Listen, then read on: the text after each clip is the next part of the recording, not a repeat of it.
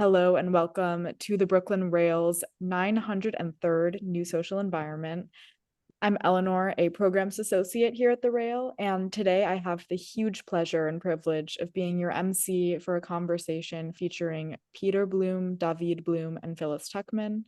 We are thrilled to welcome poet Seth Amos here to close today's program. Before we get started, the Brooklyn Rail acknowledges Black Lives Matter, and here in New York, we are on Lenape-Hoking, the unceded land and waters of the Wappinger, Canarsie, Munsee, and Lenni Lenape people of the Delaware Nation and Shinnecock Indian Nation.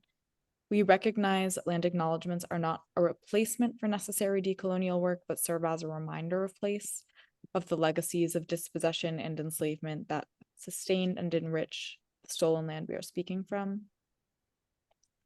And now to introduce today's guests and host. Peter Blum has collaborated with a wide range of artists, both as a gallerist and publisher, since he began his career in 1971 at Galerie Beyeler in Basel. In 1980, after moving to New York, he founded Peter Blum Edition, and 4 years later, he founded PARKETT magazine. In 1993, Peter opened his first gallery space in SoHo and has since had spaces in Chelsea on 57th Street and currently at 176 Grand Street. And David Blum is currently the director of Peter Blum Gallery, where he has been working for 15 years. Over the years at Peter Blum, David has worked as an art handler, registrar, assistant to the director, and associate director.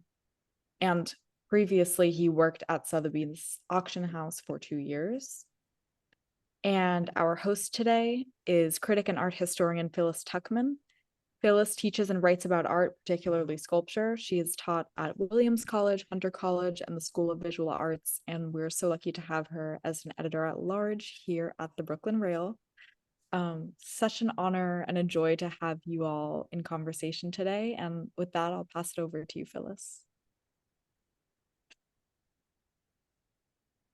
Oh, if I talk, I appear on the screen. Can we have the first slide, which is kind of remarkable in Peter's history. So Peter, you began at the Beyeler Gallery in Basel. Had you expected to start your career working in an art gallery? Absolutely not. If you would have asked me 2-3 weeks before I started at the Beyeler Gallery, where I was an intern, a summer job, mainly actually the reason I got that job because it was the first art fair in Basel, and Beyeler thought, well, yeah, maybe I could use someone to help out there, and so I started working. But had you asked me, as I said before, several weeks before, how about working at an art gallery? I would not have said no, but I would have honestly had to say, I never really thought about that. And it wasn't part of my studies. And however, it was part of my passion, as it was in the family I came from. And so this offer of a summer job at the Beyeler Gallery was something I was very excited about. And of course, I was very pleased when at the end of those 3 months of that summer, Beyeler said, well, Peter, if you like, why don't you stay at the gallery? And in fact, I stayed for almost 7 years. Oh my God. If you want, maybe not necessary, but you see the photograph on the screen, everybody, I'm sure. And on your left, you see Roy Lichtenstein and his wife Dorothy, next to Leo Castelli, and next to Ernst Beyeler. And yes, that long-haired youngster at the bottom, that's me. So much hair. Yeah, exactly. You're saying it. When you go to the can we go back one sec? When you go to the Foundation Beyeler, which is one of the most beautiful museums in the world, do you recognize the art on view? Not all of it, of course, but I mean, I recognize it because I've been to the gallery, I've been to the foundation many times. However, many of the paintings came from Beyeler's decision every time he purchased work to keep whatever painting or paintings he wanted to keep for himself, for his private collection, and actually never wavered from that. Also over the years, when he got very substantial offers for several of those, to keep those always in the back of the mind, in his mind, the possibility of having a place where they could be shown permanently. Wow. Is there one piece of advice when you became an art dealer? Is there one piece of advice you remember Beyeler passing on to you? Well, I think linking to what I just said with regard to the paintings he kept, he also encouraged me to a certain extent in later years to keep certain paintings which are important to me, which are important to own, to have at home, to have elsewhere, and not be tempted to sell them once the decision is made to keep the work. And have them be part of your life. It's a part of who you are. Exactly. So that I think is an important, were important words for me, because the dealer in general is certainly tempted after some years, with prices becoming what they become, to say, all right, I didn't want to sell this, but for that price, I'll sell that. So it is usually the paintings you do not sell, you do best with. I love it. This is leading us into the next image.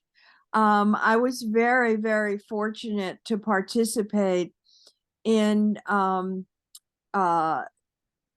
the exhibition that was held at the Museum of Fine Arts in Houston many years ago, when they purchased your prints and you donated your archives.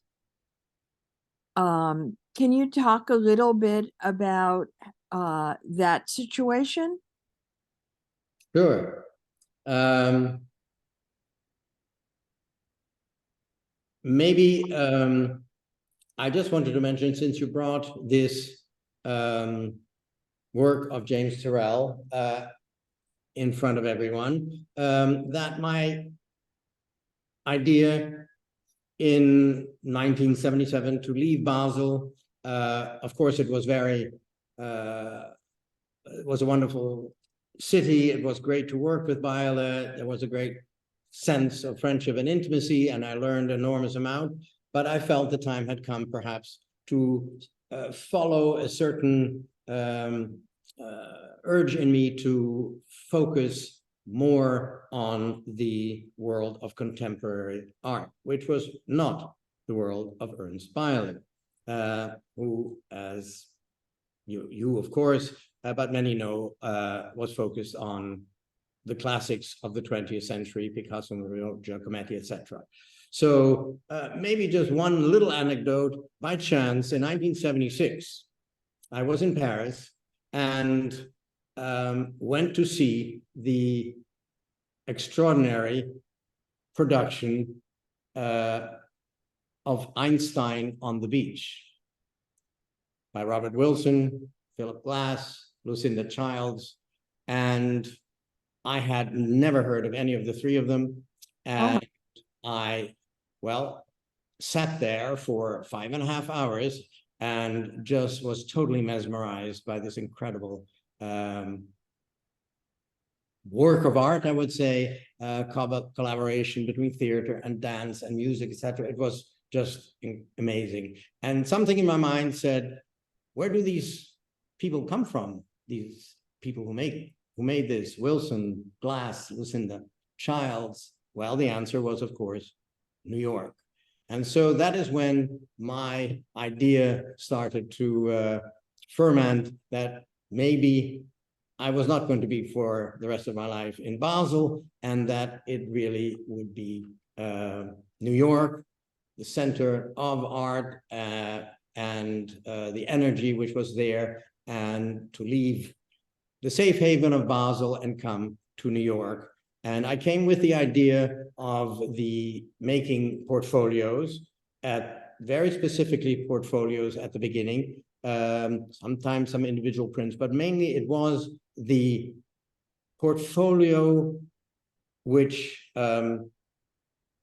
fascinated me in the way that, well, I had seen, of course, at Beyeler, although he mainly dealt in unique work of these 20th century artists, also had a passion for prints and for portfolios, in particular of the 20s and the 30s by people like Giacometti and Picasso and Miro and others who worked with poets, with writers to make these books and portfolios. So the box became the kind of, in this way, an inspiration. But I also want to mention the valise by Duchamp as an inspiration, because, well, it's an extraordinary work of art, but it also was a kind of symbol of the portfolio in a box with a coherent exhibition inside, with objects, with texts, with everything. And the valise, the suitcase, became the portfolio with which I could travel, if you like, or anyone could, and had a whole exhibition, a coherent assemblage of work by an artist inside of it. So those two factors made the idea of the portfolio the foundation of Peter Blum Edition when I came to New York in 1980. Well, I actually came to New York a few years earlier, but started Peter Blum Edition in 1980 and had seen quite a number of younger artists, which I was gravitating towards. And just to name a few, James Turrell, you see on the screen, John Baldessari, Barbara Kruger, Francesco Clemente, Eric Fischel, Sherry Levine, Alex Katz, Bryce Martin, Tassa Dedeen, General Idea, Huma Baba, Louise Bourgeois, and again, James Turrell. Now, those are only a few of the 50 projects which were done over a period of 20 years. So We'll talk about James. And yes, come enter. I'm just going to interrupt you because when I wrote about the three sculptors who worked with you for the publication that the MFA Houston did, James Turrell had been working on Rodin Crater, and I love the idea that he said when he made these super large prints for you, he said he wanted to work on something smaller than the Rodin Crater. Yeah. So please continue, because you mentioned the other day that James Turrell had never made prints, and these are really famous. Absolutely. And there were 3 portfolios which I did with him, the latter one being here, First Light, which is comprised of 20 prints. And I went to see, and it was really by chance that I met James through a friend in Flagstaff, and we went to the Rodin Crater. I had seen his work, and as also with other artists, I always felt it was not a prerequisite that the artist was an expert in making prints and how to make prints, and that would be left partly to me, mainly to the printer, but that they should make or think of a project which was embodied the essence of their work. So in this case, however, when I asked Jim to do a portfolio, a group of prints, he actually looked at me and said, excuse my language, but I will quote, "Peter, do you know what the fuck I am, what I make, what my artwork is? How does one make prints out of that? I don't even know how to make prints. I can't make prints with light." I said, "James, don't worry about that. That's not the point. The point is we will find a way. And if you are willing to, there's an extraordinary printer in Zurich. I lived many years in Switzerland, as you know. And so I would like to go with you to Switzerland and spend time there. And partly here, he will guide you, and also your brilliance, I am sure, will make you learn very quickly how to not only make these prints, but work with the printer to realize the vision of what you have." And so he agreed, and yes, light, of course, was the essence of the prints he did. I actually took him to the museum, showed him Goya prints, showed him Rembrandt prints, in which the idea of light was the essence. And anyway, he made some, as you say yourself, of the most extraordinary prints, together with the printer Peter Kneubuehler in Zurich, which some of you may have seen at the Guggenheim Museum exhibition a few years ago, in his one-person show there, where they were all shown. Well, I'm also intrigued. The next image, please. You worked with Louise Bourgeois, who was not an easy person to work with. I mean, she was very, very French. And I am so intrigued that you made cloth books. How did that happen? Well, it happened. Certainly, we did in total about 9 projects, about 4 or 5 portfolios before this book. But again, Louise, being a bit more versed in printmaking, nevertheless had not made prints for many, many years.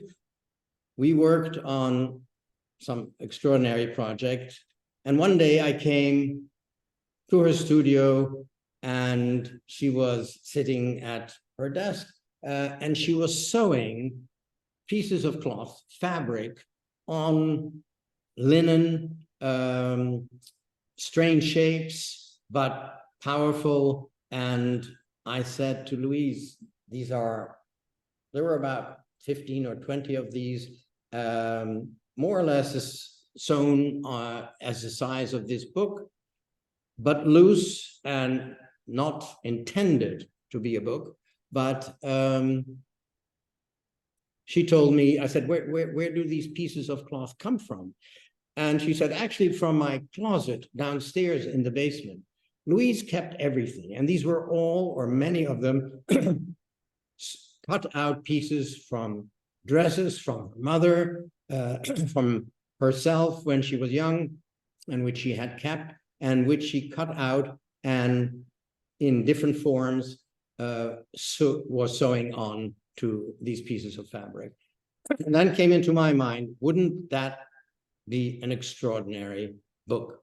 And Jerry Gorovoy, her lifelong assistant, not lifelong, but close assistant, and she immediately said, yeah, but how do you make a book out of these? Because I don't have that many dresses. If we make an edition of that book, how do we do it?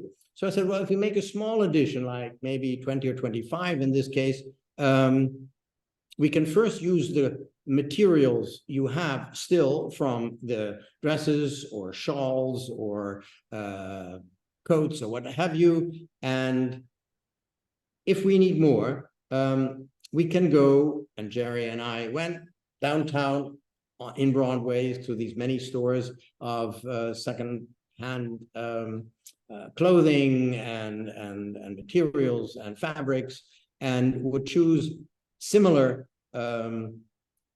materials to the different several pages of the book. In any case, this became the basis of this, in my opinion, extraordinary book called Ode à l'oubli, and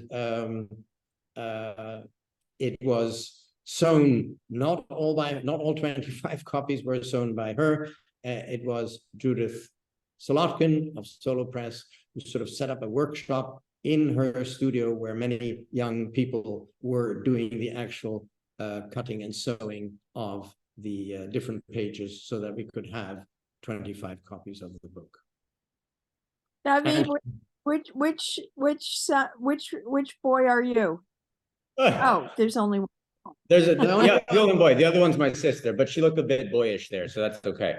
No, I'm in the bottom left. I actually fondly do remember this picture because I rarely smiled in pictures, and I still rarely smile today. And so it was at one of the openings. There was a show at the SoHo Gallery, which we can discuss later. But in 1994, a show called Red Rooms, and Louise was there, obviously, wanting to look beautiful in French. And so she was sitting behind me, and my dad would always try and get me to smile in the pictures. So in fact, my dad is, tickling my back, getting me to smile. And it ended up being one of those beautiful moments that, of course, looking back, that it was very special to be part of that, and to have, someone like Louise there, and, my mom, sitting next to Louise. And that's actually Debbie Y in the upper right, who was integral to the MoMA show, which happened about 5-6 years ago. And so the catalog resume. And so here is an image of Odo Lubli at Debbie's phenomenal MoMA show. And it was just one of those things I had, and lucky opportunities, being the son of a dealer, a gallerist, a publisher, to meet these people and kind of involve me in that. So this is the book. There you go. There's another image. Mm-hmm. Yes, that's another part of it. So all of these, they're all hand stitched. 3 sections are all hand stitched each time on the page. They're not copies or anything. Yeah, and it was bound in such a way that you could actually undo that binding if one wanted to, very easily, with a lace and a rope, and that one could have them separately as well if one wanted to, framed. Or show them like this. Or show them like this, or keep them in book form and go page by page. Oh my God, it's amazing. And you worked with Alex Katz. Yes, I did. And how did that come about? Well, I thought I was, in Europe, Alex Katz was at this time practically unknown. He had never had a museum exhibition in Europe. Some individual shows at the Marlborough Gallery in different cities in Europe, London, Madrid, etc. But people in Europe, where I was in those years, just, well, simply said, didn't get it, what Alex was trying to do. And when I came to New York, again, through a coincidence, I met Alex, and Alex said to come to his studio, and I did. I saw the paintings there, and in a sort of moment, in a flash, I understood what he was really trying to do. And this border of representation, sometimes clearly, others more abstract, and representation, I thought was extraordinary.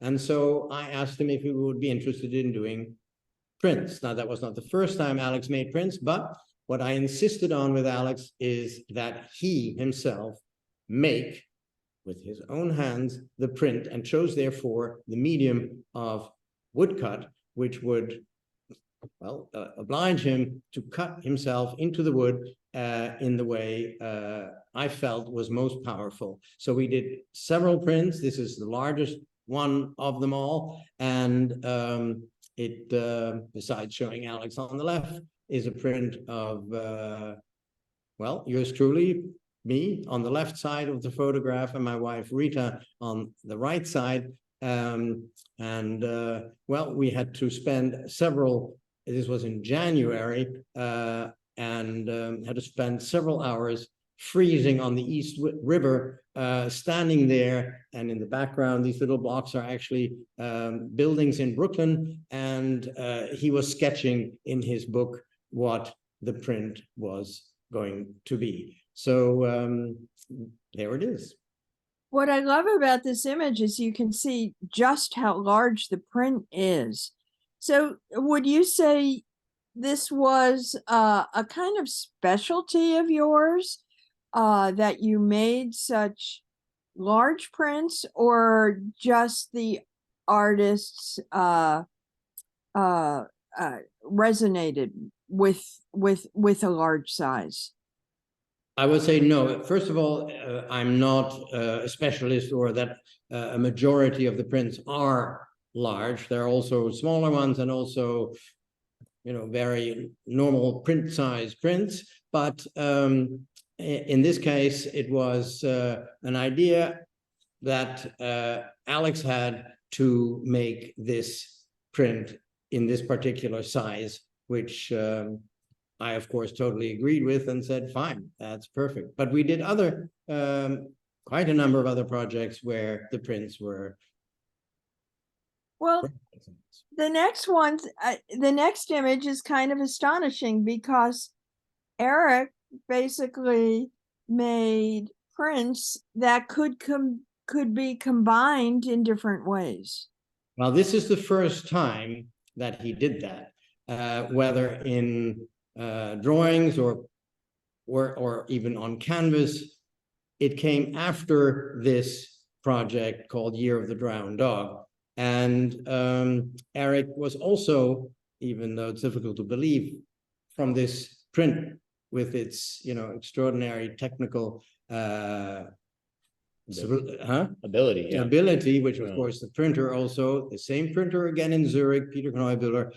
Eric came over to Zurich, and he had come up to me after having thought about my proposal, and showed some sketches in black and white of making these 6 images, which would fit together in a certain way, and could be framed in that way as well, to provide this story, if you like, exactly what is happening here. It's called Year of the Drowned Dog. An image on the left hints at that. There are 3 sailors, there's 2 women, but it's possible also to take one print away as you put them maybe in front of you on the table, or 2, and it changes the story practically. Or you can put them like here, a final version of all 6 being together. But it was afterwards that he also used these ideas for works on canvas and paper as unique works. Can I just also briefly, I just want to mention one thing about the Alex cats, if we go back that really quickly.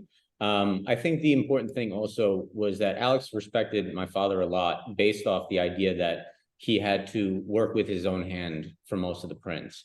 Not only that, but they were in black and white. And so for Alex, who, you know, not many people consider someone, his paintings about light, but it really is about light. And so using the black and the white to create that inner light, outer light was for him another way to create the forms. And, you know, there were a number of prints that were done prior to this.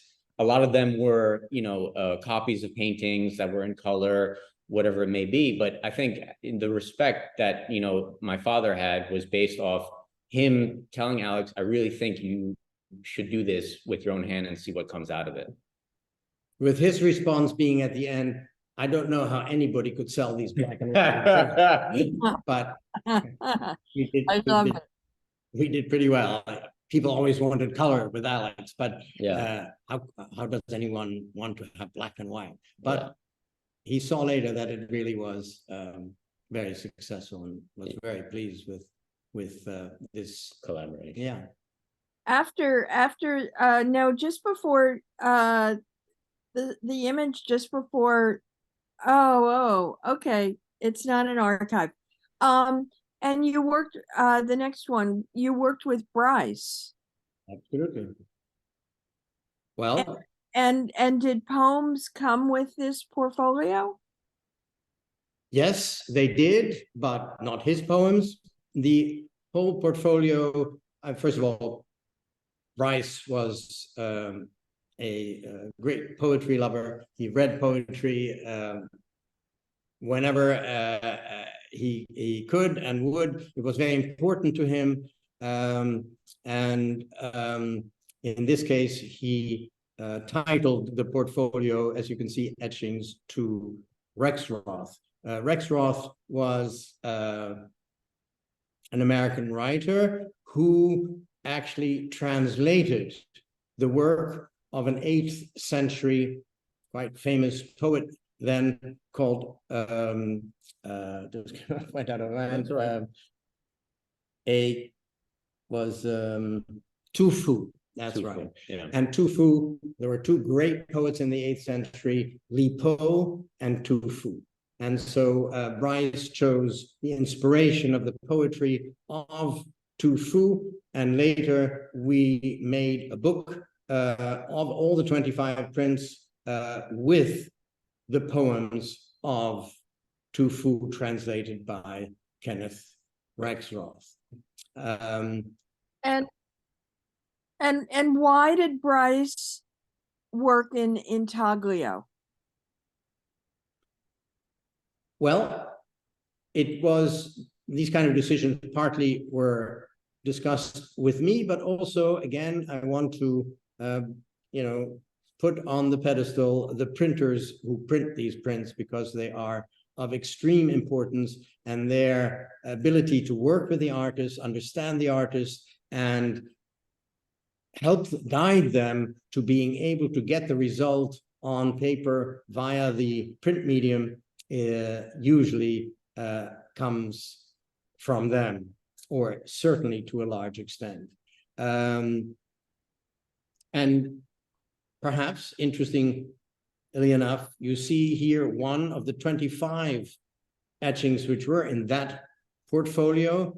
And it was for the first time that Bryce made this very, very different kind of work, departing from the monochrome paintings he had been doing for quite a number of years. You may call them monochrome, but you will know what I mean. And he, yes, had a sketchbook, several sketchbooks, and was also starting to work in this, what I call calligraphic manner, Eastern calligraphic manner.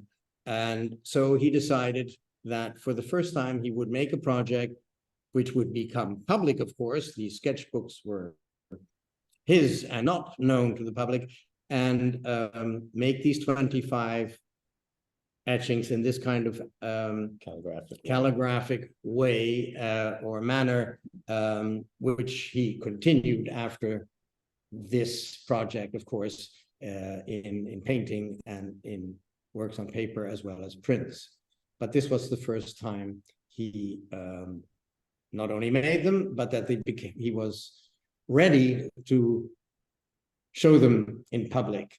And you can imagine also quite a number of people, not only because of these prints, but also after, were quite, well, put off by what was happening after these wonderful, beautiful, wax painted, monochrome painting. Suddenly this very different manner appears. But obviously in the many years after, they became a very important part of his oeuvre, of his work. Absolutely astonishing. Now I think we have a sequence of the archives. Yes, let me, it's perhaps interesting. If I didn't want to interrupt you, Phyllis, go ahead. No, I please. Thank you. No, I wanted to mention first someone who's also was very important to me, that since the beginning of the 80s, since I started the portfolios, which was in a brownstone, one railroad apartment next to my actual apartment. It was not a gallery, and I would produce these portfolios in different parts of the world. Switzerland I've mentioned too, but also others.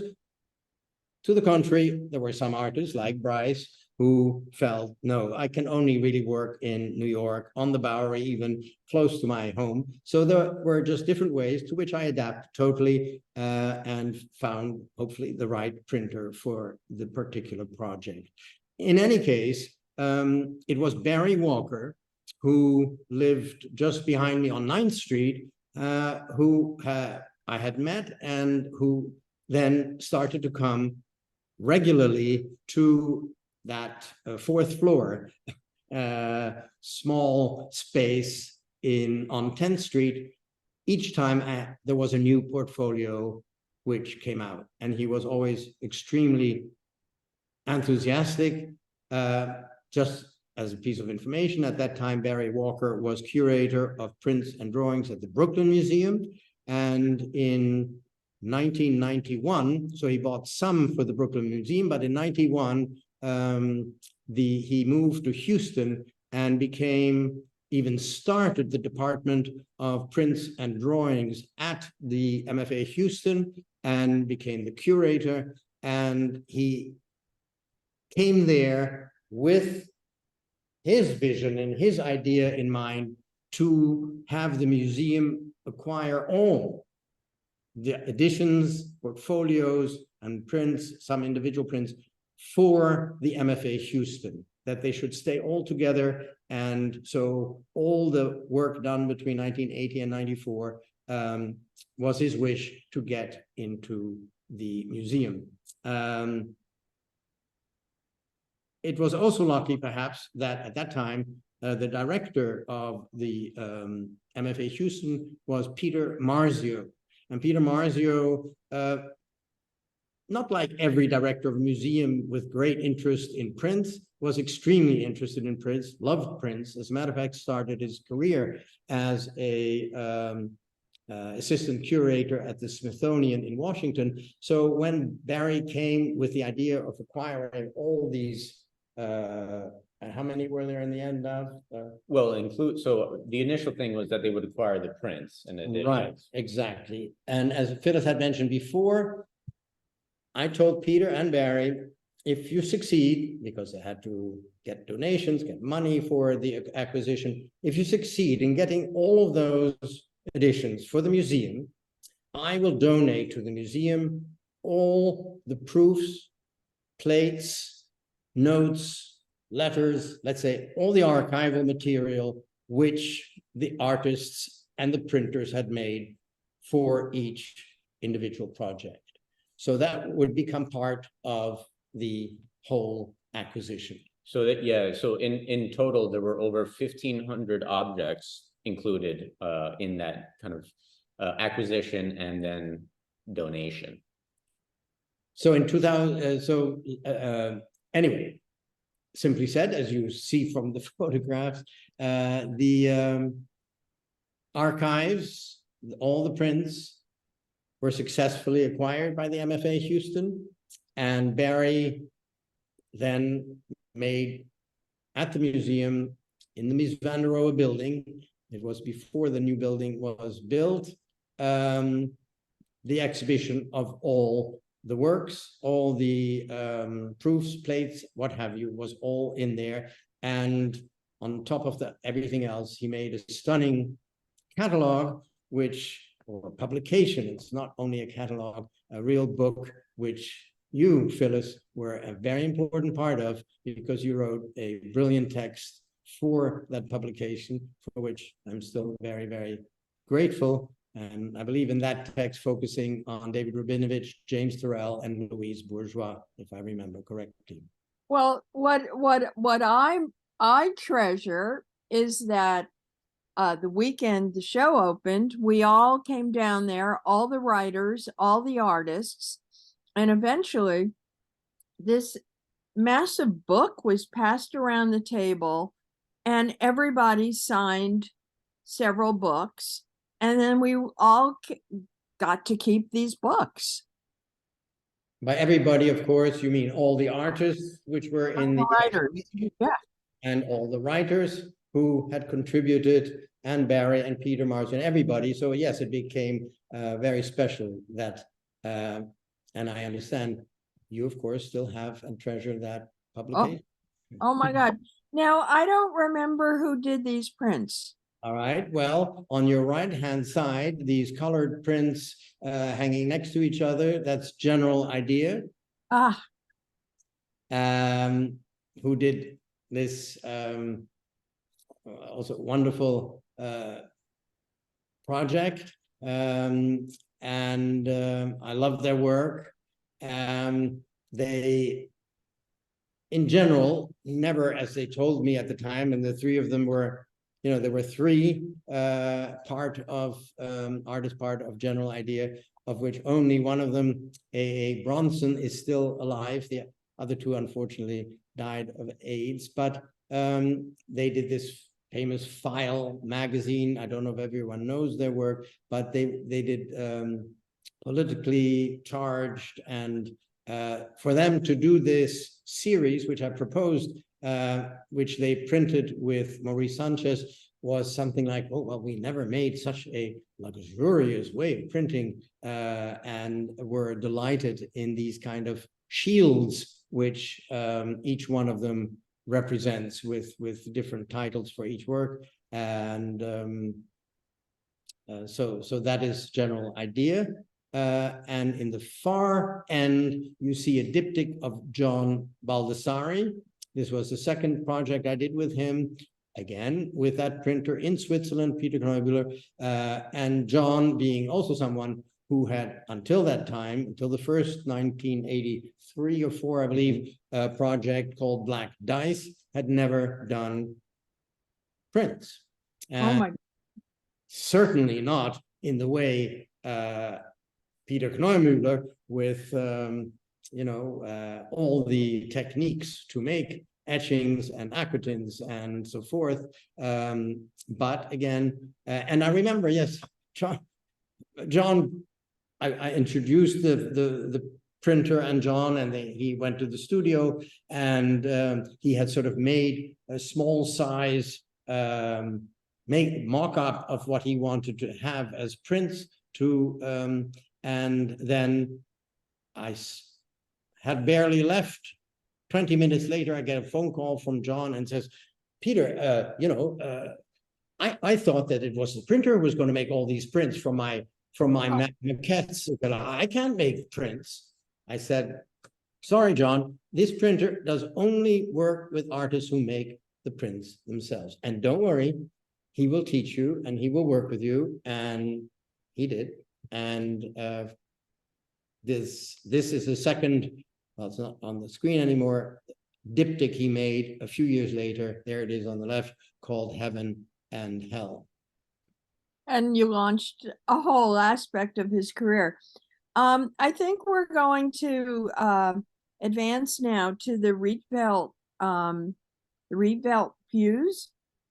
Okay. May I just quickly here give you, because you see, if we go back just one second, on the left, you see the General Idea, and on the right, this, in my opinion, extraordinary portfolio, which Barbara Kruger did, in which she made 10 prints, and I think it's a fantastic project. Every image being a sign language image or imagined, an imaginary sign language image, forming a word on each of them, which, if you read the sentence with each word, it says, we no longer will be seen and not heard. Those are the 10 prints. But anyway, that was the Barbara Kruger project. Amazing.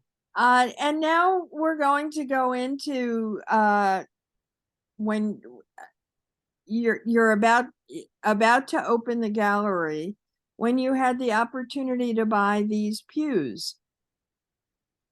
Actually, it was a bit after I opened the gallery, and the instrumental person for me to acquire these was Donald Judd, who had come often to the gallery. We talked. He liked the exhibitions I did.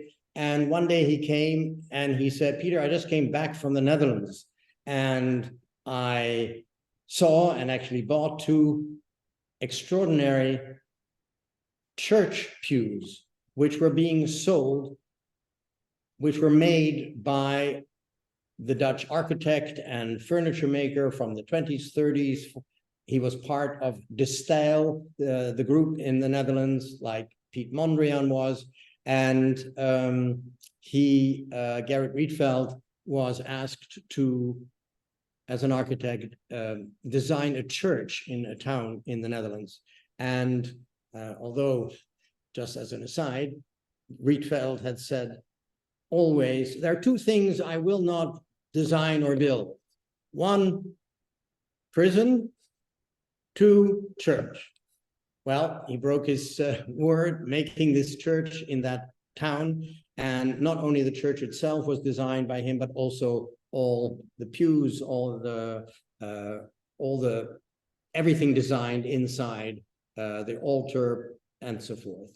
20 years later, this denomination of religion who had built this church, well, simply went bankrupt, meaning they did not have enough support, not enough members, and they sold the building to the town, which became a social center, kindergarten, etc. And they also sold all of the furniture inside. Several of them were given to museums, but they also were sold. And it was there through a dealer who had purchased a big number of them. You can imagine how many pews there were for a church, that Judd bought 2 of them, which are still in Marfa in one of the spaces. And he showed me a picture and he said, Peter, you know, these are incredible. You should go and go to Holland and buy some of these and perhaps, if you like, show them. And that's exactly what I did. Here's your second show. And I made the exhibition with about 10 or 12 of these pews. I think I bought 20 in total, but I could also very well understand, as you see this, especially the late Judd and his furniture, how Rietveld influenced the work of Judd as well. And so this is how that exhibition came about. Oh my God. And the next one is going to bring us into this extraordinary show that you did. Yes. And so Well, trying to keep it short, but also want to add one story. First of all, you're looking at a painting, of course, as it says, by Kazimir Malevich, Red Square, 1915. One of the paintings I adore, especially, of course, it's not a square, but it's an extraordinary painting. And in 1987, I had seen in Los Angeles the exhibition, The Spiritual in Art, which made a great impression on me, the exhibition itself. And of course, it went much further back in history, where the idea of the spiritual in art played a major role, that I decided to, several years later, to make an exhibition with 10 artists, Malevich, Mondrian, Newman, Reinhardt, Rothko, Ryman, Marden, Agnes Martin, Helmut Fedele, and Joseph Marioni. These 10 paintings as the kind of spiritual in art in a different constellation. Of course, I don't have the space of the LA County, so these 10 paintings formed the exhibition. Now, I was adamant of having and here you have some of the artists. On the left, Helmut Fedele, comes Joseph Marioni, and on the right, Robert Ryman, who were all in the show, as I just mentioned. So one of the adamantly held to, we must have a Malevich in the exhibition to be the first painting there with this idea. Well, as you can imagine, not so easy to get a Malevich. And even museums who sometimes generously do, lend some of the works to private galleries, were not willing to part with their Malevich painting. And I was thinking, what am I going to do? Again, chance, as plays an important role in all our lives, had it that I met the director of the Kunsthalle in Baden-Baden at a dinner, who told me about his recent Russian trip to St. Petersburg. And he said there are about 20 or 30 extraordinary Malevich paintings, not all on view. We're talking now, when did I go down to Malay, to 95. In 95.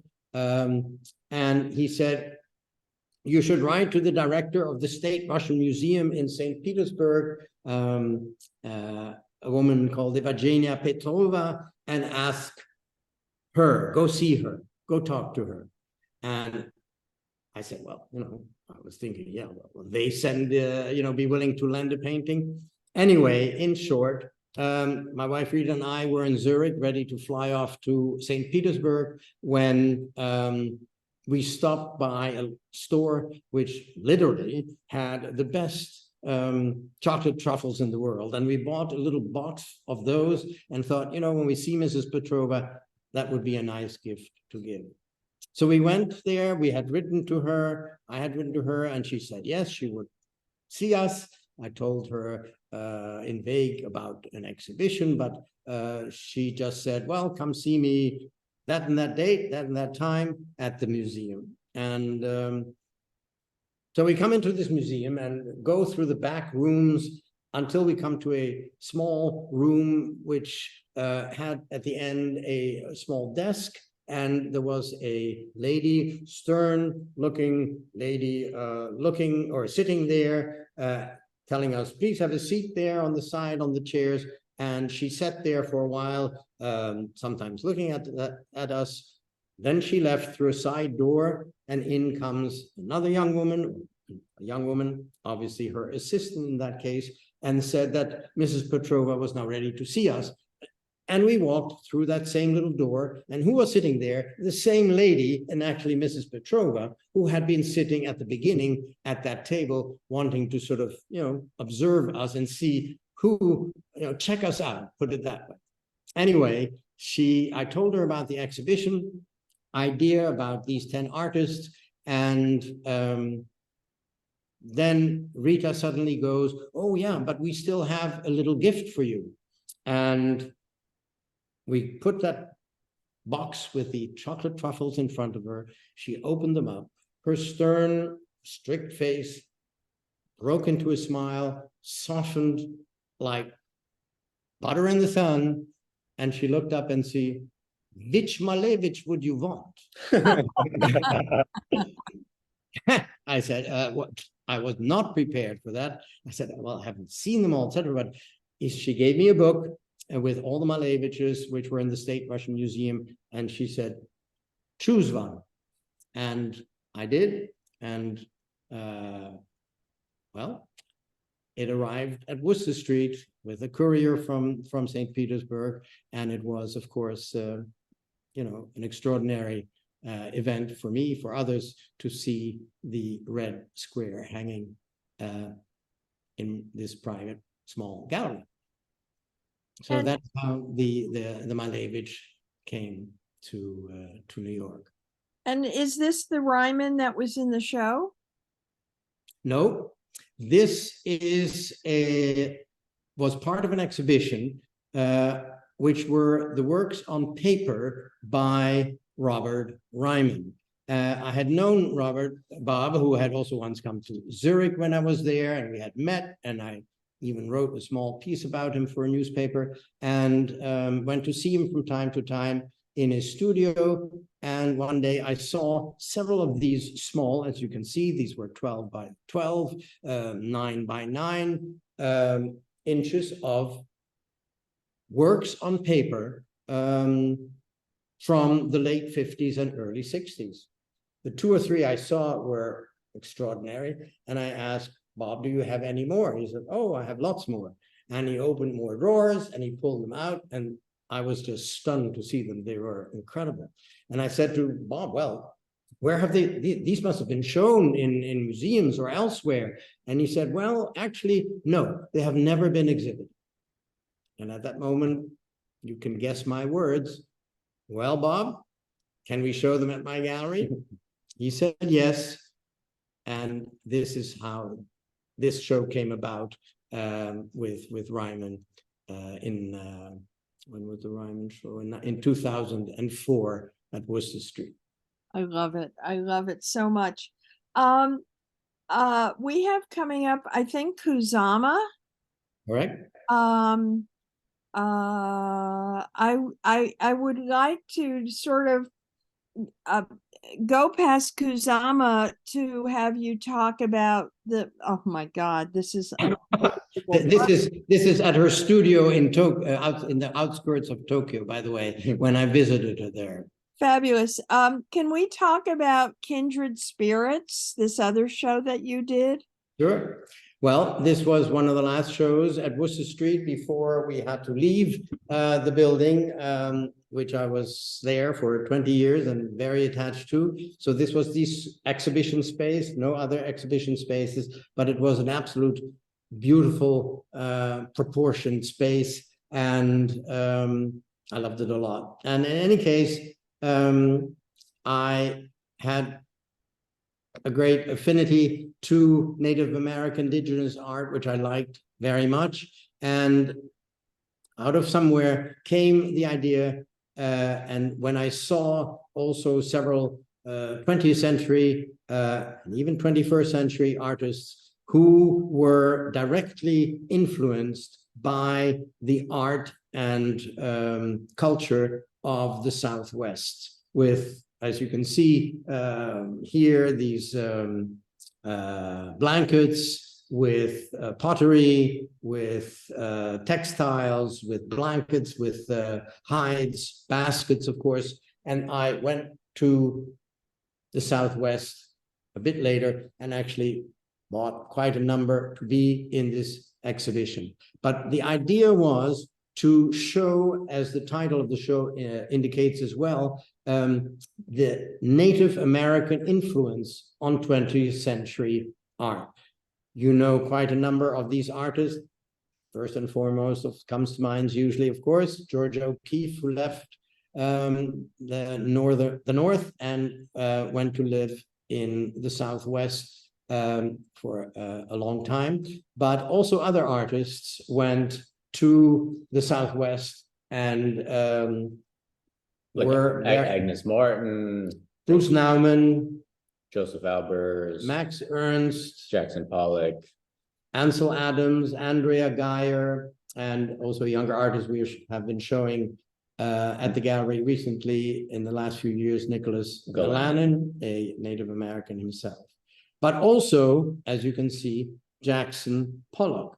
And I didn't have all that information. I don't know how well this is known, but Pollock went quite often to the Southwest and visited the different tribes, befriended them, and was able to partake into several gatherings which were otherwise only for the tribes. Yeah, the tribe and the members and the chief, of course.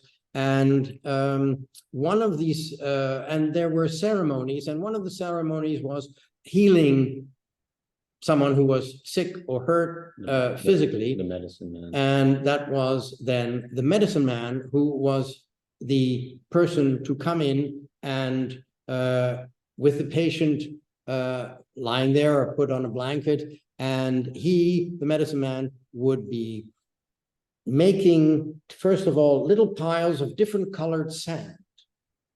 And then he would start chanting, chants to heal this sick person. And then he would take a little bit of one of the piles of sand, one of the colors, and would, and here comes the magical word, drip the sand on the ground with one color, another color, making a kind of a drawing, a spiritual drawing, again, in with the idea or with the powers to heal the sick person.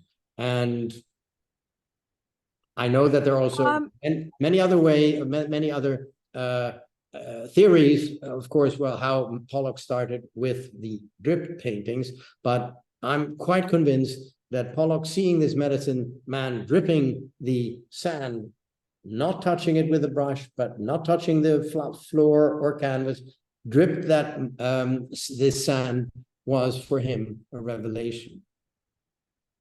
Peter, I think we have a sequence now where David is going to come in. The next, when you moved to Chelsea, then you moved. No, not only moved, we added a gallery in Chelsea in 2006, so it became a second gallery, focused more on younger artists, and here David will, Yeah, so for me, I had graduated in 2008 and was able to work at a place like Sotheby's, a large corporation, for 2 years. It was something that was fairly enjoyable. I learned a lot about how that, kind of company works. But growing up the way I did with my father and always going to museums and, visiting with artists, it kind of was an organic connecting point where one of the people who was working at Chelsea decided to leave. I was offered a position at Sotheby's that I did not want. And so my father called me up and said, what do you think about trying to work at the gallery? And I always say the most important thing growing up was that there was never any mention of him saying, I think you should work in the family business. It's very necessary, blah, blah, blah, blah, blah. So without that pressure, I decided, of course, saying, well, yeah, why not? Let's give it a shot. I think I would find it very interesting. And so 2 years prior to me joining, Chelsea became a gallery where a lot of the younger artists, which started joining, let's say, the program, which was beginning around that time, was exciting. There were a number of artists, that were not too far off in age to me, that I related to very well. And so I started as an art handler or registrar for the gallery. It was only 2 people, the director, Simone Sabal, who has a wonderful gallery on her own right now, and me. And so it was really a big crash course into learning how a gallery works from the ground up. And I would say probably the most important things were discussed during our time in Chelsea.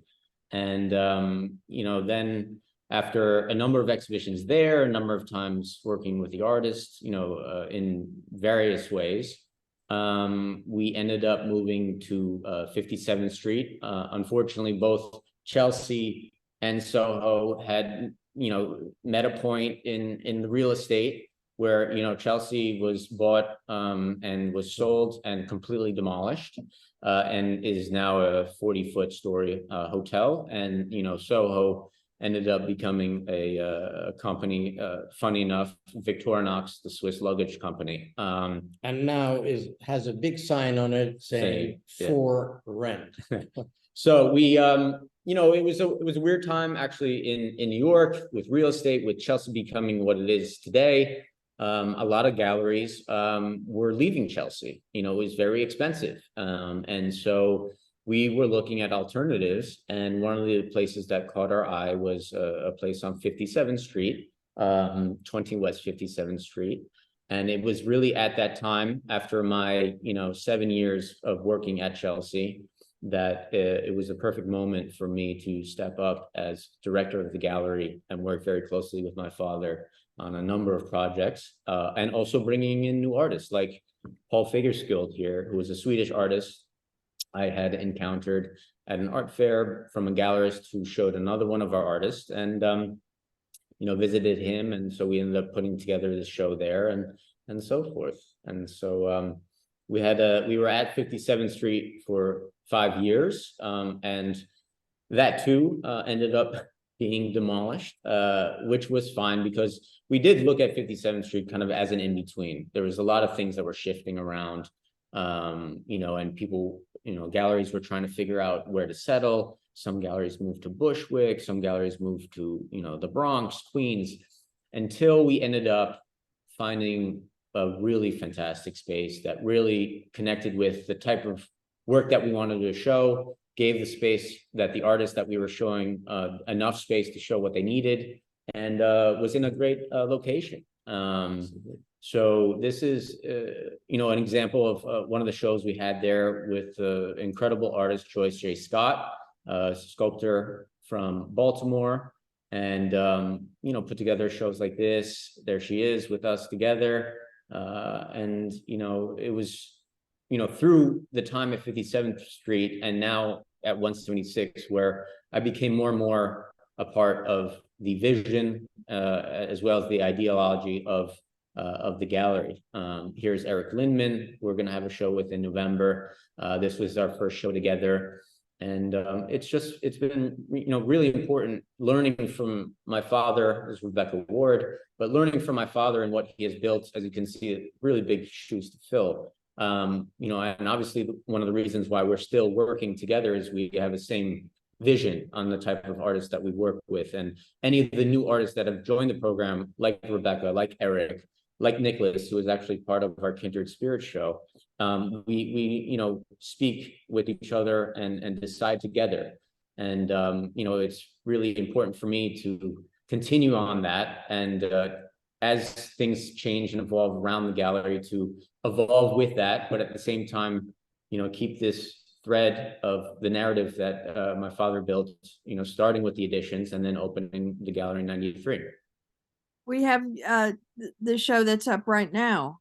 Yeah, which I would love everyone to come see. It's a beautiful show. It's up right now, John Zurier. There's an opening actually next Wednesday. John will be present. Please come by and see the space. And we'll, look forward, and the paintings.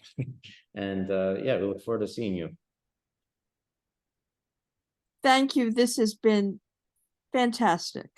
Thank you, Phyllis. Thank you, Eleanor, Phyllis. Thank you too. Really appreciate it. And all at the Brooklyn Rail. And the Alex Katz behind you is gorgeous. Oh, thank you. Thank you.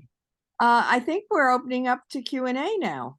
Yeah, thank you, Phyllis. And thank you so much, Peter and David. That was so inspiring and generous. So much history and so much incredible work that you are both doing.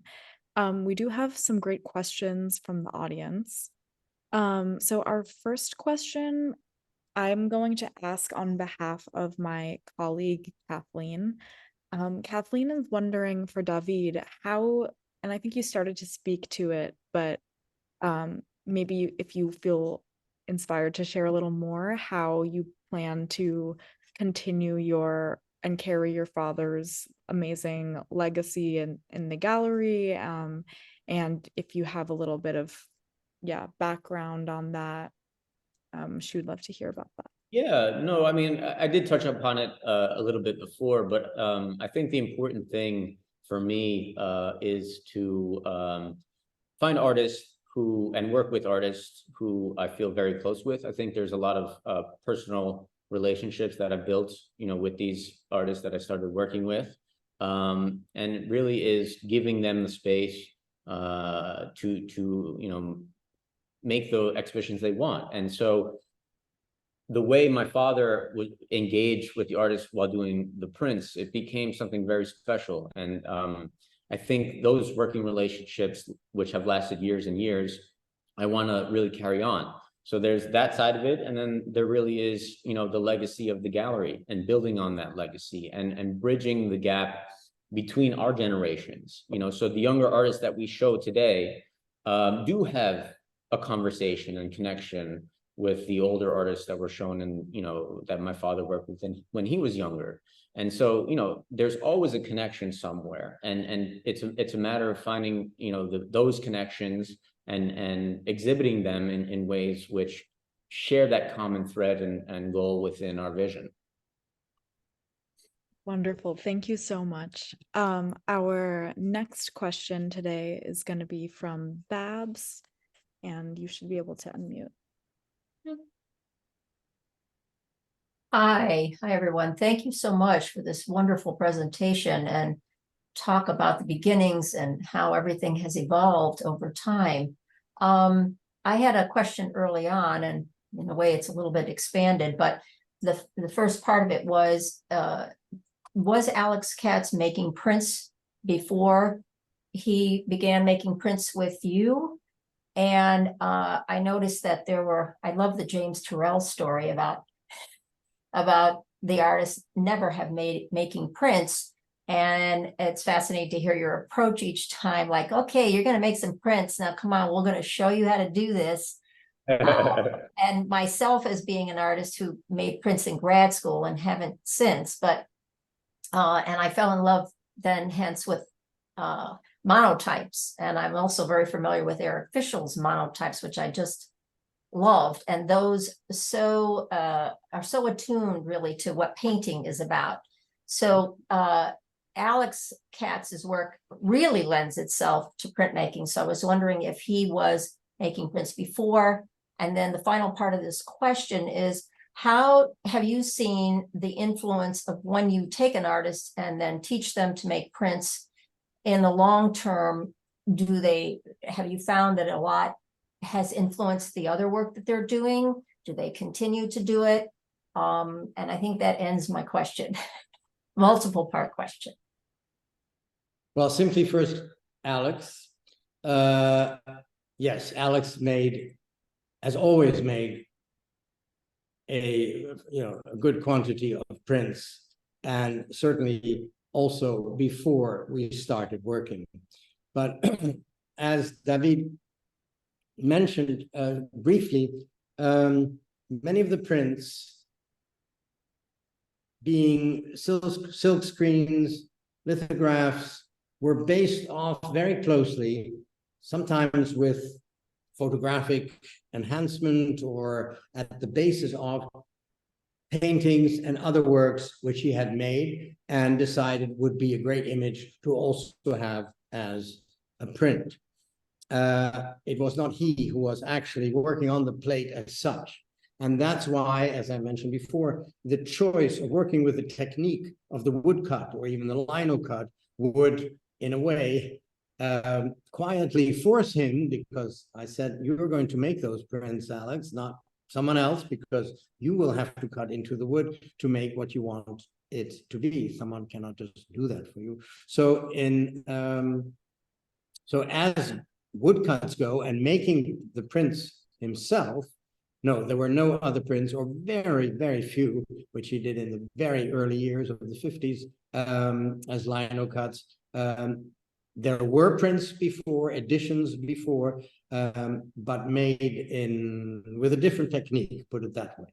Not all done by him. So the woodcuts and lino cuts certainly were.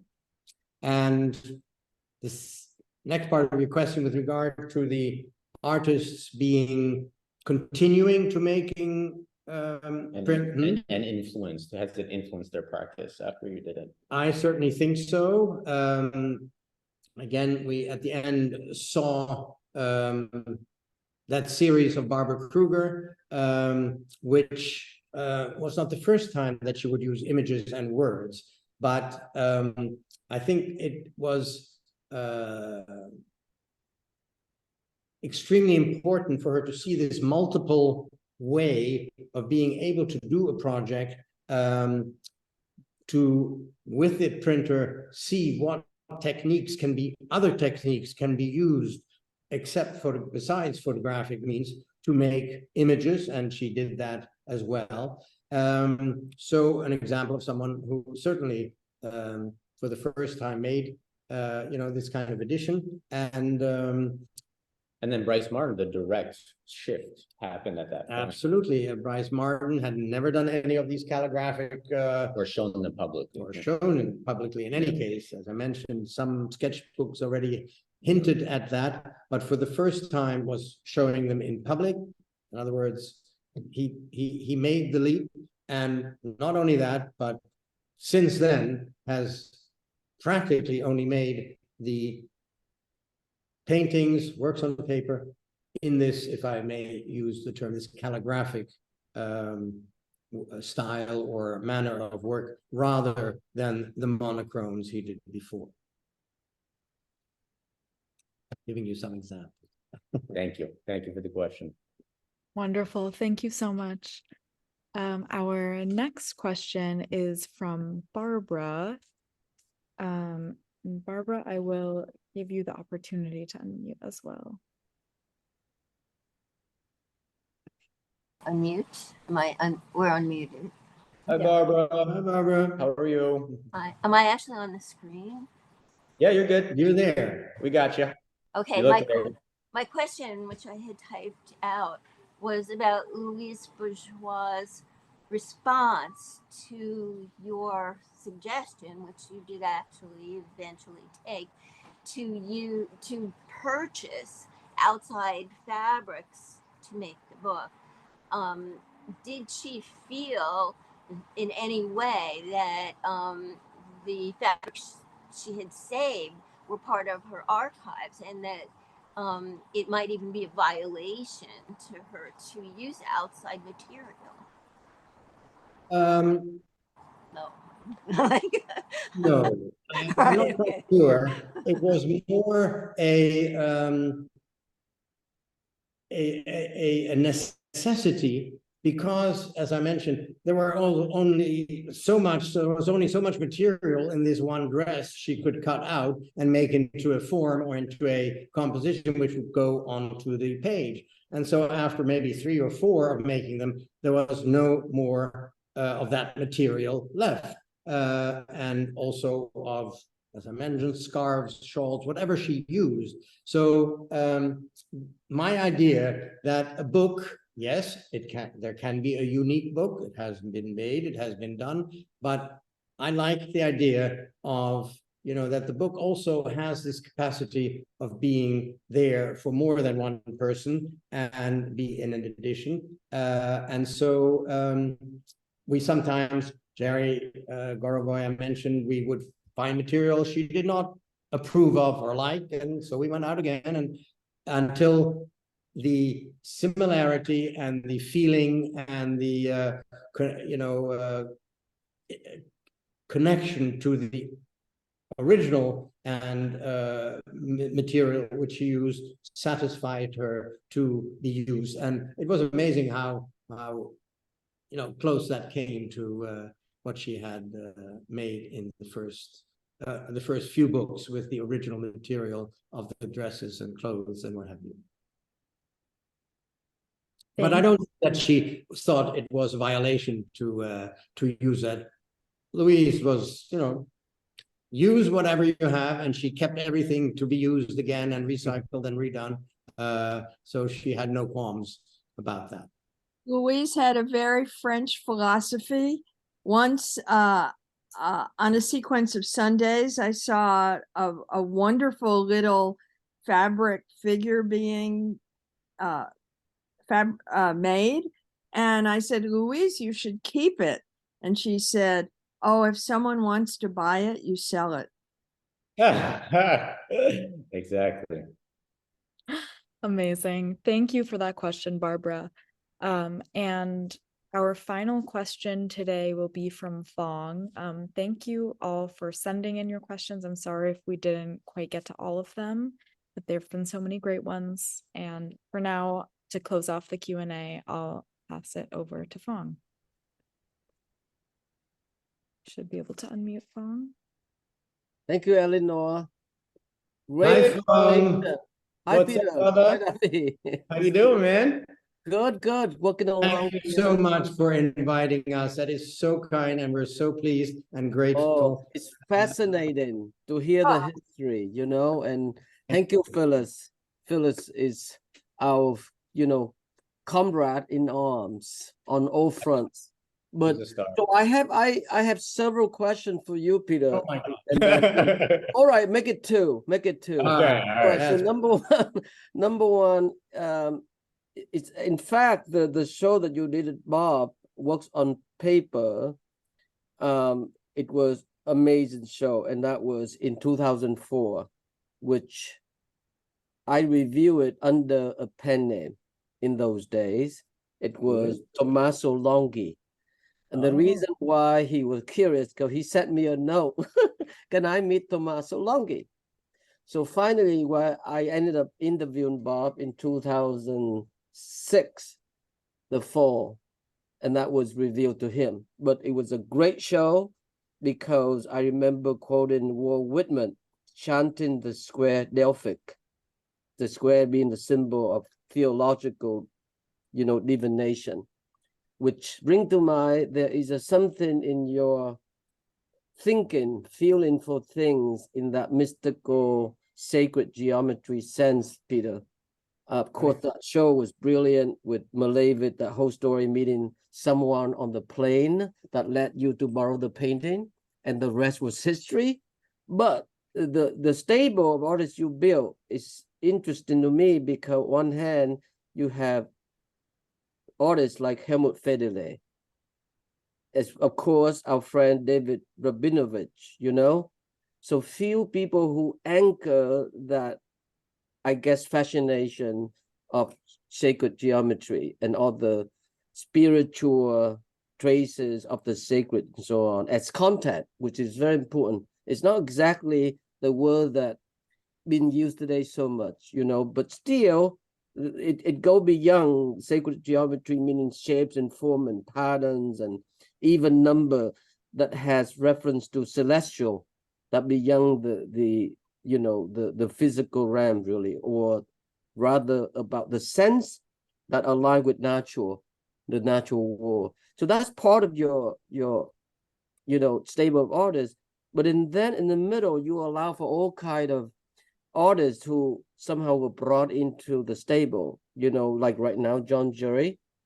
But there's Chris Marker, there's Nathaniel Dorsky, and then I see Louisa right here on the screen, Louisa Rabia, So it's not predictable to the way most gallery are in some way. So can you share with us about that a little bit? And I follow one last question, but just that's the first. First of all, what you just said is absolutely true with regard to, a certain cornerstone exhibition being in quest of the absolute, based on, or not based on, but influenced by the spiritual in art, which was at the LA County Museum, which with several artists I anchor in many ways the gallery. However, how do I react when I see, for the first time, I have to admit, works by Yayoi Kusama? Mm-hmm. Something in me goes, this is extraordinary. This is extremely powerful, it touched me deeply, and it may not fit into that philosophical base which you just mentioned, but it is something extremely powerful and extremely impressive to me, and I was immediately I had not heard very much about Kusama at that time, nor was at that time she was really a forgotten artist who had left New York and was living in a hospital in Japan. And so I just loved it, and I just responded to it by saying, I have a space, I want to show this work, and many people had sort of discovered her work also through these very early works on paper.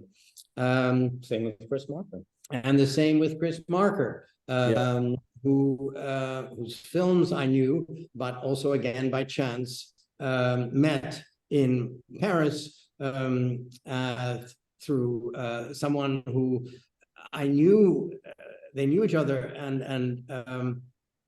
but having seen his films, I just wanted to meet him, really, and wanted to speak with him and wanted to hear his thoughts and his ideas and his philosophy. And so, well, as things go, I said, well, how do I get in touch with Chris Marker? And my friend said, oh, just go to the phone book. He's in the phone book. So I called him. He said, come on over. And again, to see, then he, after one or two visits, started to show me photographs he had been taking throughout his life, because he also was a photojournalist, but he had put these were still on negatives, old negatives,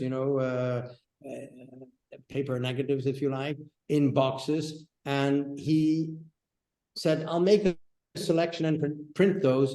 And,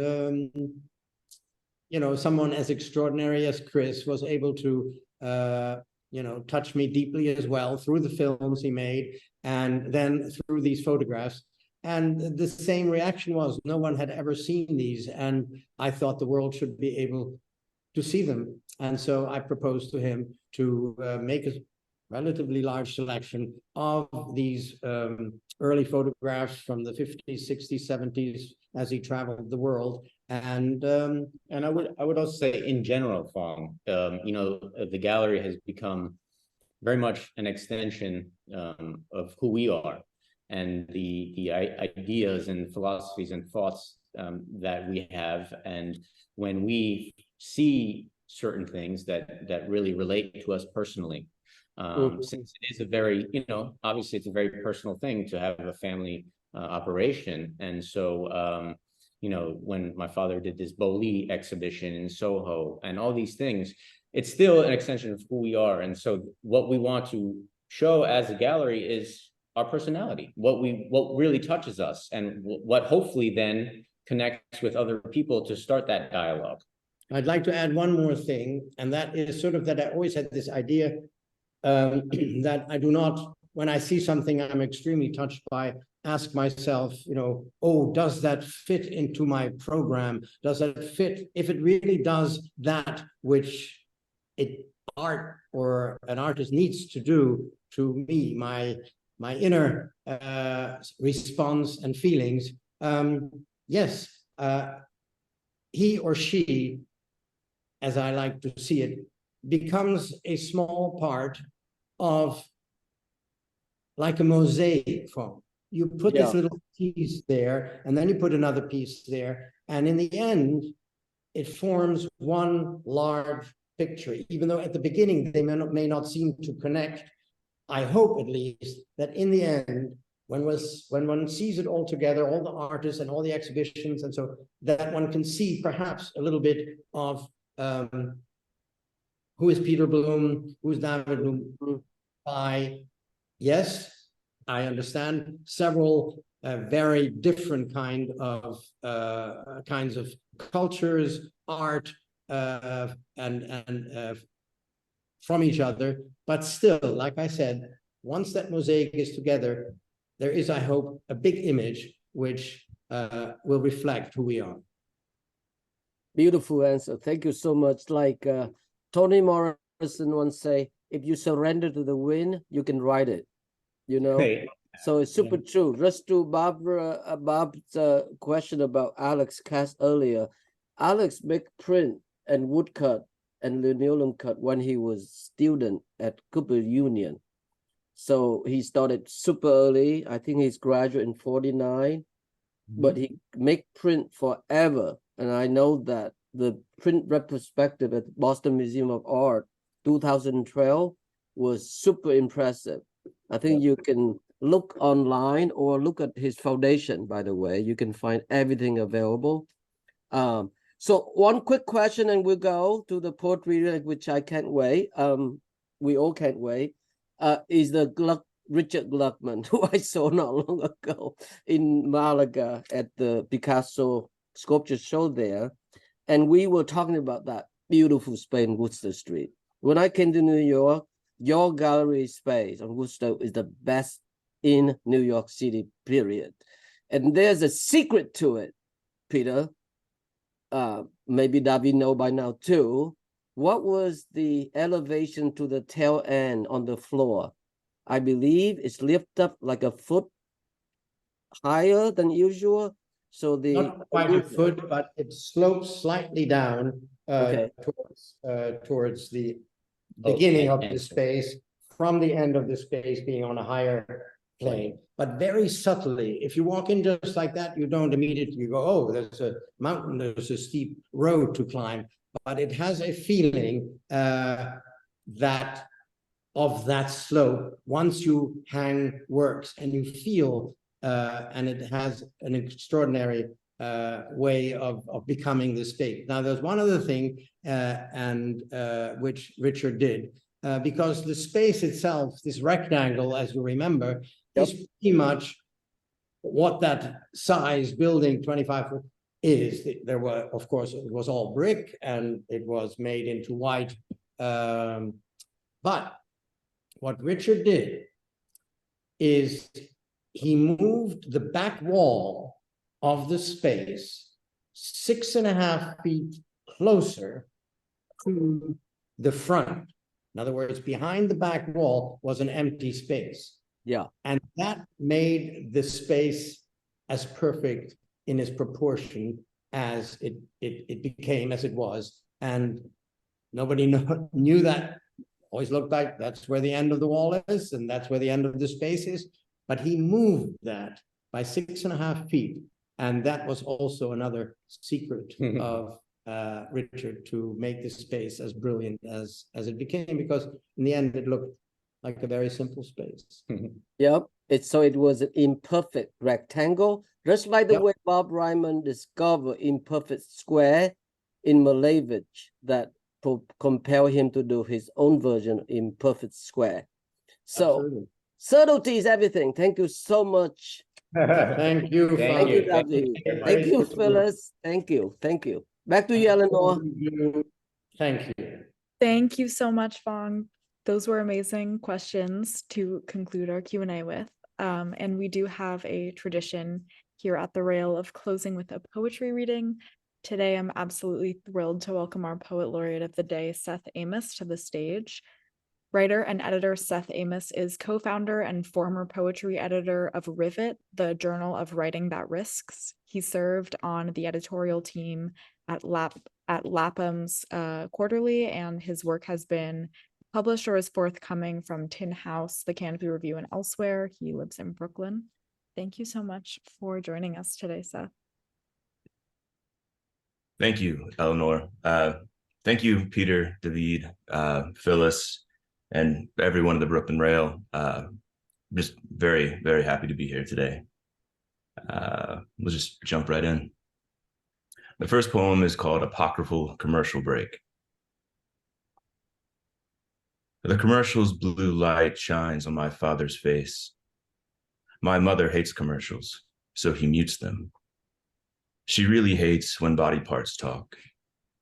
She leaves the room when a green-eyed, blinking toenail fungus with wide, flat teeth smiles at her. I look at him, my father, sitting in his chair, the trimmer quiet in his body, but tremoring. Then the stories come, stories from others about him, wondrous things about him. How he drove down dark country roads, my mother's good luck kiss still warm on his cheek, to meet devils that had made his parishioners their homes. How they came to his office in their assumed flesh and crawled and chewed the carpet, where I laid out my baseball cards and raced my Hot Wheels. How hell knew the lashing of his tongue. How, as a child, I was afraid Satan knew where we lived, that he was coming up our driveway, that our door wouldn't stop him, that I'd open my eyes and he'd be standing in my bedroom doorway, smiling. The TV snaps back to full volume. I start, and my father asks, "Did I scare you?" The next poem is You Should Leave. Because you've praised this space long enough, memorize the shadows at every time of day, and the one in the far corner won't speak to you. It keeps your words. You don't introduce yourself for fear you'll lose your name, because the moon in every phase laughs on your kitchen floor, because you ate every egg and put the broken shells back in the cardboard tray, because it's the same time out there as in here, because there are more shadows to learn, people like mist to pass through, more wine, more books, more love, more of the sound of her voice saying your name, because she gives it like a gift without an occasion. Because you once saw a dog trying to lick moths through a window. Because there's always a darkness to focus on to see more light. That's what the teacher told you in the field that night when you looked Saturn in the eyes. Because you carry the image of your father's body in trembling fits in a lazy boy. Because Parkinson's is one word you want the shadows to keep. Because elsewhere he walks upright, strong, then runs like fire through fields. Because his stone hands hold the unknown and can't let go.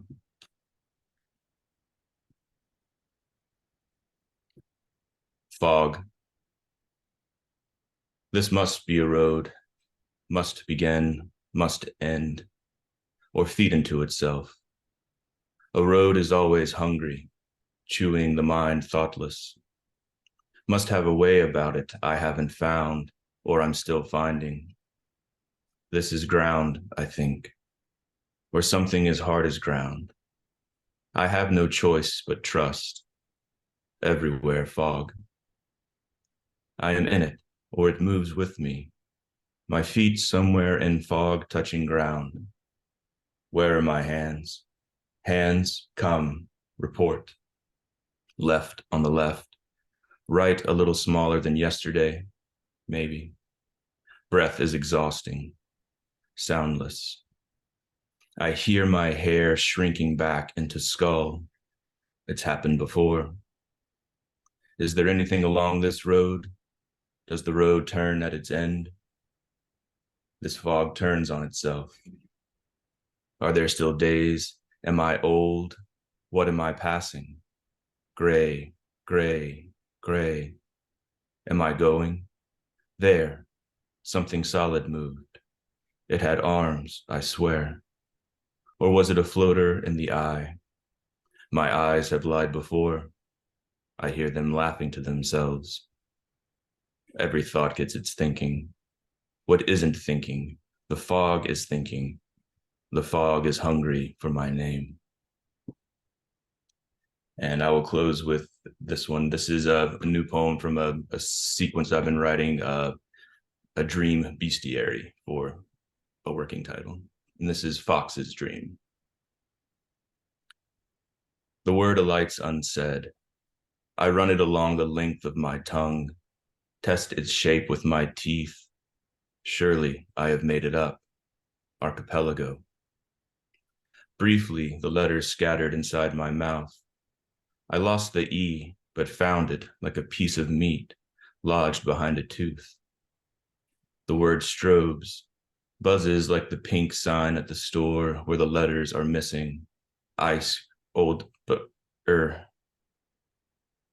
I taste its heat, its raw meat colored light, like a second tongue jabbering between teeth. Archipelago. Maybe it's a kind of snow, the way it dances on my tongue. It shivers and shimmers. It has the breath of a played flute. I'll never know the sound of its shape on the air, so I keep its silence like a gift. Let its light illuminate my mouth as I walk through thick woods, smiling its color to the trees. Thank you.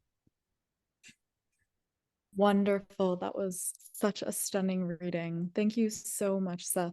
And a huge, huge thanks again to Peter and David and Phyllis for this incredible conversation today.